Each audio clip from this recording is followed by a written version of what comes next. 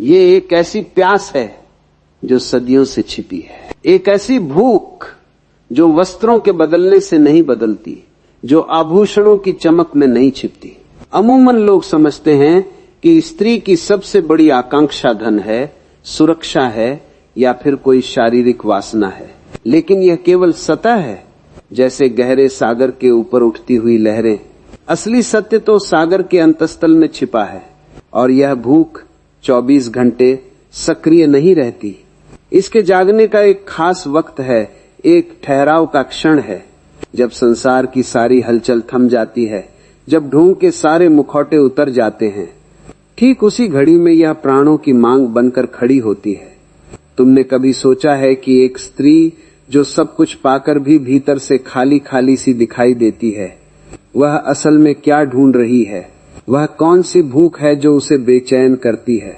वह भोजन की भूख नहीं है, वह देह की भूख नहीं है, वह भूख है पूर्ण रूप से स्वीकार किए जाने की, अपने पूरे अस्तित्व के साथ, बिना किसी शर्त के, बिना किसी निर्णय के, किसी की आंखों में खुद को डूबते हुए देखने की भूख।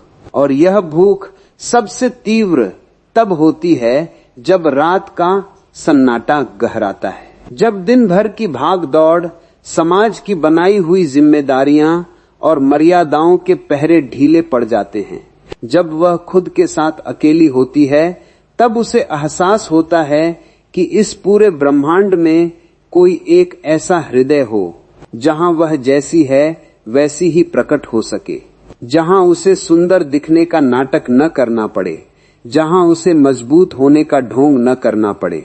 हम सब एक गहरे अकेलेपन में जी रहे हैं। मनुष्य का सबसे बड़ा डर यही है कि वह अकेला है, लेकिन पुरुष अपने इस अकेलेपन को अहंकार से भर लेता है। वह पद, प्रतिष्ठा और सत्ता के पीछे भागकर इसे भूलने की कोशिश करता है। स्त्री का अस्तित्व अलग है। वह अपने अकेलेपन को किसी के गहरे प्रेम में विसर्जित करना चाहती है, वह खो जाना चाहती है। उसकी भूख मिटाने का अर्थ किसी वस्तु को पा लेना नहीं है, बल्कि खुद को पूरी तरह से सौंप देना है। और यह समर्पण तभी संभव है जब सामने कोई ऐसा संवेदनशील हृदय हो जो उसकी खामोशी को भी पढ़ सके। लोग अक्सर प्रेम को केवल एक शारीरिक संबंध मान लेते हैं। यह कितनी बड़ी नासमझी है। देह तो केवल एक माध्यम है, एक द्वार है। असली मिलन तो चेतना का होता है, जब दो आत्माएं एक दूसरे के इतने करीब आ जाती हैं कि उनके बीच का फासला मिट जाता है, तब उस परम तृप्ति का अनुभव होता है।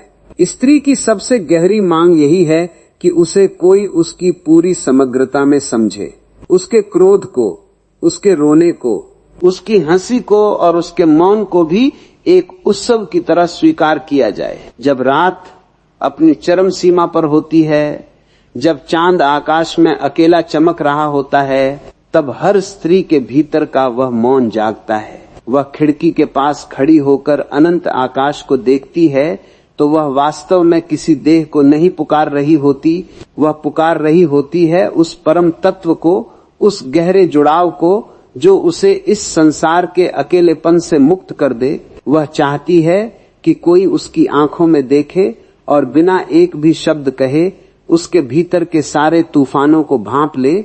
लेकिन इस आधुनिक युग में जहां सब कुछ इतनी तेजी से बदल रहा है, लोग इस गहराई को भूलते जा रहे हैं। सब कुछ सतही हो गया है, संवाद टूट गए हैं।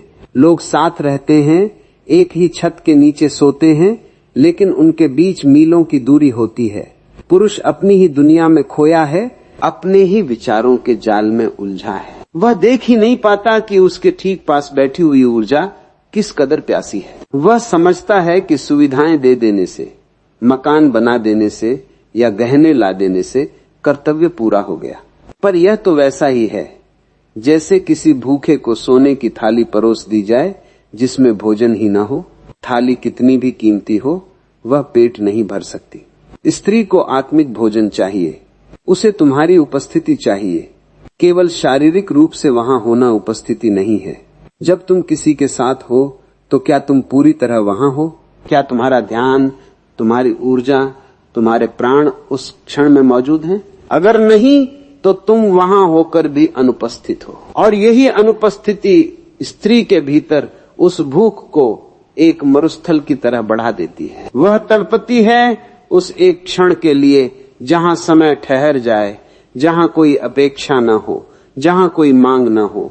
सोचो, एक छोटा बच्चा जब अपनी मां की गोद में होता है तो वह कितना निश्चिंत होता है। उसे कोई डर नहीं होता, कोई फिक्र नहीं होती। स्त्री भी जब अपने चरम प्रेम के क्षण में होती है तो वह उसी निश्चिंतता को खोजना चाहती है। वह चाहती है कि वह पूरी तरह सुरक्षित महसूस कर सके, न केवल शारीरिक रूप से बल्कि मानसिक और भावनात्मक रूप से भी। वह अपने सारे सुरक्षा चक्रों को तोड़कर बिखर जाना चाहती है, लेकिन इसके लिए एक बहुत बड़े भरोसे की जरूरत होती है। एक ऐसा कंधा चाहिए जहां वह अपने आंसुओं को बिना किसी झिझक के बहा सके। यह भूख वासना नहीं है। वासना तो बहुत छोटी चीज है, वह आती है और चली जाती है। वह तो एक मौसमी बीमारी की तरह है, लेकिन यह जो गहरी आकांक्षा है यह शाश्वत है। यह जीवन की ऊर्जा का स्वभाव है। जैसे नदी सागर की तरफ भागती है, वैसे ही स्त्री की ऊर्जा उस परम विश्राम की तरफ भागती है जहां वह खुद को खो सके। और जब पुरुष इस बात को नहीं समझ पाता तो जीवन में एक बहुत बड़ा असंतुलन पैदा हो जाता है।